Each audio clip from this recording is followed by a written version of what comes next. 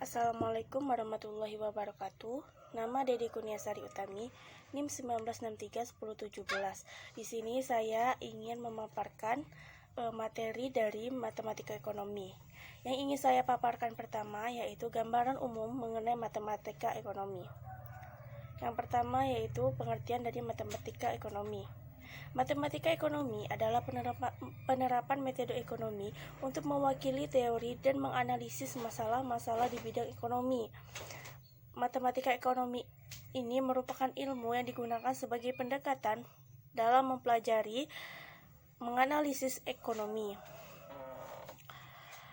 Yang kedua yaitu fungsi dari kita mempelajari ekonomi. Yang pertama yaitu memberikan pemahaman tentang matematika sebagai alat bantu menganalisis model-model ekonomi sebagai rencana bisnis dan pembangunan untuk skala menengah dan panjang maupun kecil.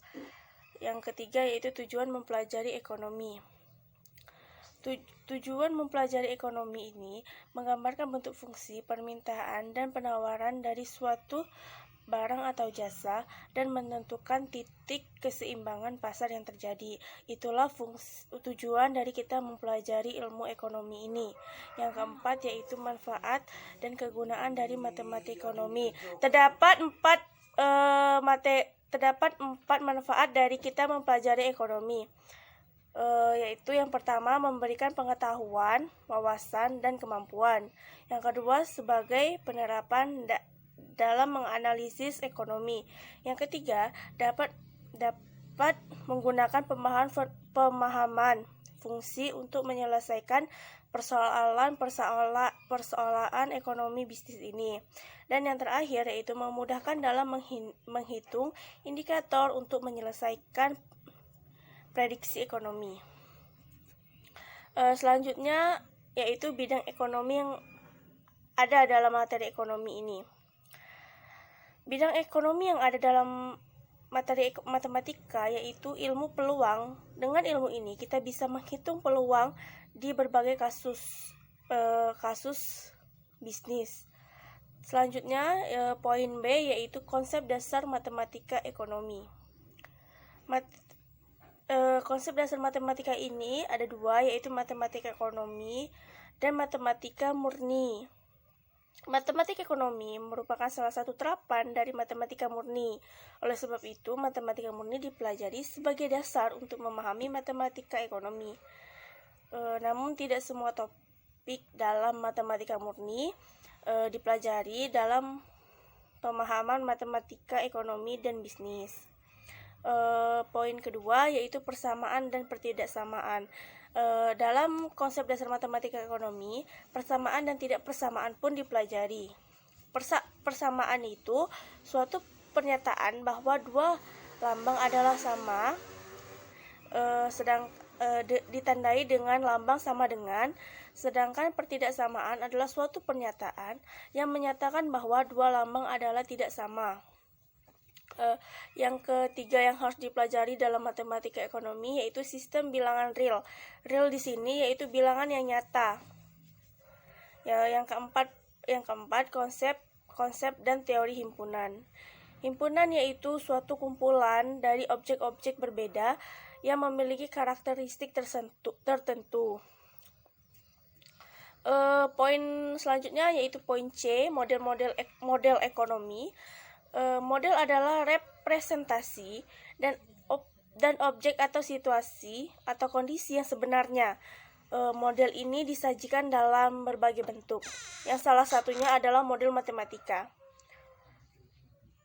Tujuan adanya model matematika ini adalah memungkinkan dilakukannya proses pengambilan keputusan mengenai situasi yang nyata atau situasi yang real dengan menganalisis model yang telah dibuat tersebut.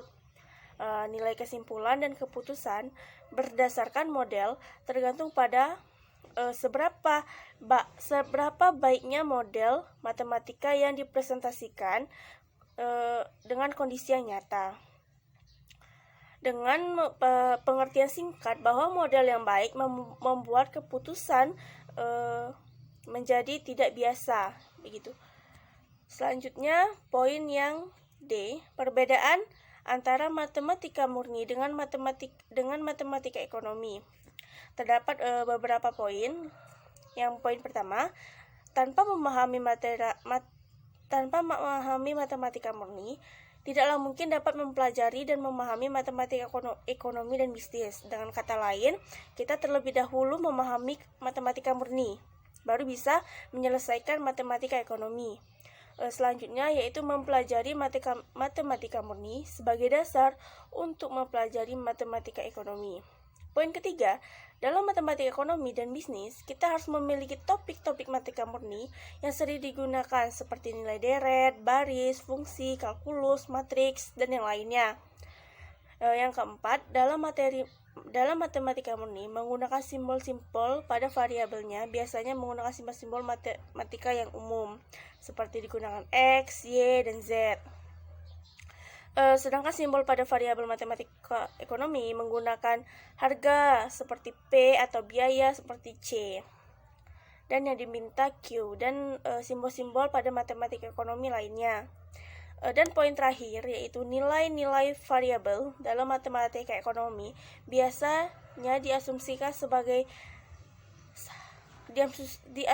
harus nol negatif, sedangkan nilai-nilai variabel dalam matematika ekonomi dapat berupa positif atau negatif. Itu tadi materi dari kelompok pertama. Selanjutnya saya akan mempresentasikan materi selanjutnya.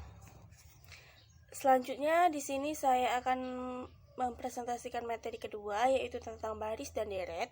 Ya, ada kedua pemahaman tentang baris dan deret. Di sini saya terlebih dahulu akan memberikan pengertian tentang baris dan deret. Bilangan-bilangan yang berbentuk suatu barisan disebut dengan suku-suku barisan. Itu adalah pengertian dari baris.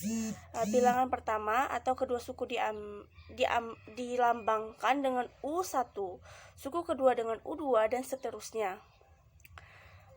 Barisan bilangan adalah susunan bilangan yang memiliki pola-pola atau aturan-aturan tertentu antara satu bilangan dengan bilangan berikutnya. Terdapat beberapa contoh seperti 1, 2, 3, 4,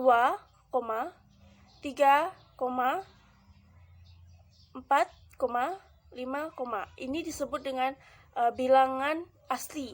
Namun terdapat jika 2, 4, 6 itu disebut dengan bilangan asli genap.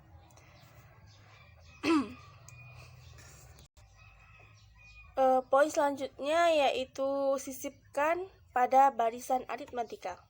Di sini kita misalkan di antara dua bilangan real x dengan x tidak sama dengan y, akan disisipkan sebanyak k buah bilangan. K di sini adalah bilangan asli seperti 1, 2, dan bilangan semula dengan bilangan-bilangan yang disisipkan itu membentuk suatu barisan aritmatika. Di antara bilangan x dan y disisipkan sebanyak k buah atau sebanyak bilangan asli, sehingga bilangan-bilangan semula dengan bilangan-bilangan yang disisipkan membentuk barisan aritmatika.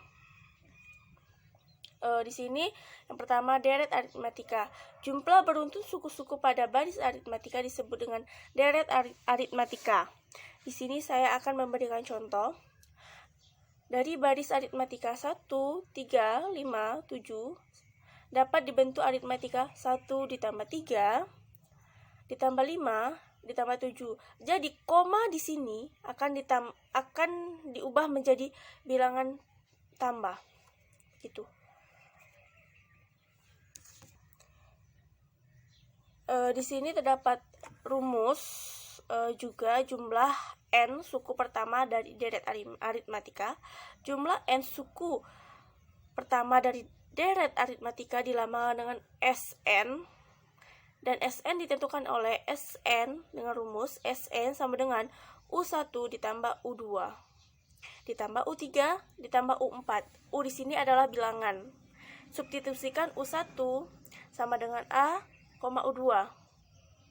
Jika urutan suku-suku penjumlahan pada persamaan itu dibalik, diperoleh menjadi Sn sama dengan UN ditambah dalam kurung UN dikurang B tutup kurung ditambah UN dikurang 2B tutup kurung ditambah sampai seterusnya. Jumlahan masing-masing ruas pada persamaan dengan persamaan 1 dengan persamaan 2 sehingga diperoleh nilai dari rumus tersebut.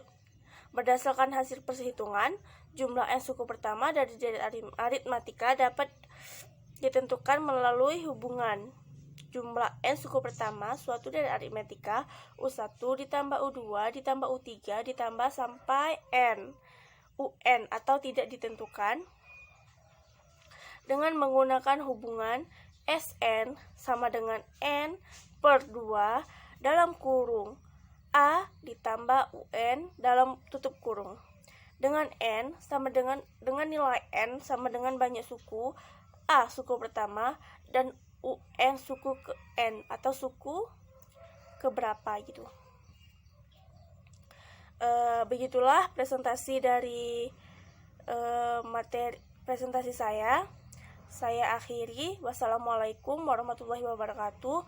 Maaf bila banyak kesalahan dari presentasi saya ini.